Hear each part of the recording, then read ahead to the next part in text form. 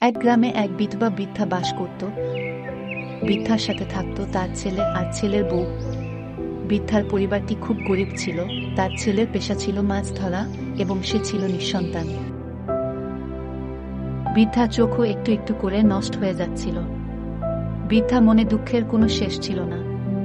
তবে বৃদ্ধা ছিল খুব ধার্মিক। সে নিয়মিত দেবতার কাছে প্রার্থনা করত। একদিন দেবতা তার প্রার্থনায় সন্তুষ্ট হয়ে বৃদ্ধাকে দেখা দিল এবং বলল, তুমি কি চাও? তুমি আমার কাছে যে কোনো একটি জিনিস চাইতে পারো। এই কথা শুনে বৃদ্ধা খুব খুশি হলো, কিন্তু সে সিদ্ধান্ত নিতে পারল না যে সে কি চাইবে। সে দেবতার কাছে কিছুদিনের সময় চাইল এবং দেবতাও তাকে সময় দিল। তারপর বৃদ্ধা অনেক ভাবতে লাগলো, কি চাওয়া যায়।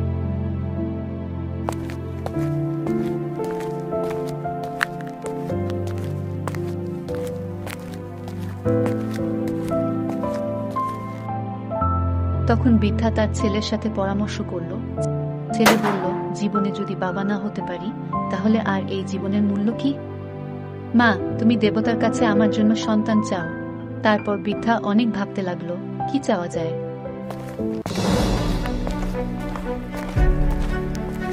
তারপর বৃদ্ধা তার এক প্রতিবেশীর সাথে কথা বলল। প্রতিবেশী বলল, তোমার ছেলের সন্তান হয়ে কি হবে?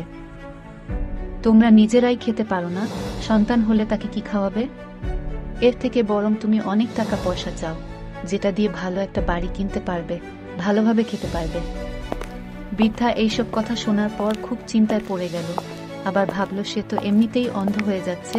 সে যদি তার ছেলের ইচ্ছা পূরণ করে বা অনেক টাকা পয়সা চায়, কোনটাই সে তো দেখতে পারবে না।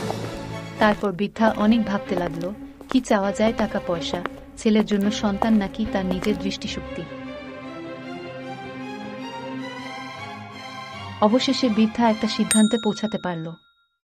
কিছুদিন পরে যখন দেবতা আবার আসলো এবং বৃদ্ধার ইচ্ছার কথা জানাতে বলল, তখন বৃদ্ধা বলল, আমি যেন দূর থেকে দেখতে পাই আমার নাতনি একটা রাজপ্রাসাদে বসে সোনার চামচে দুধ খাচ্ছে।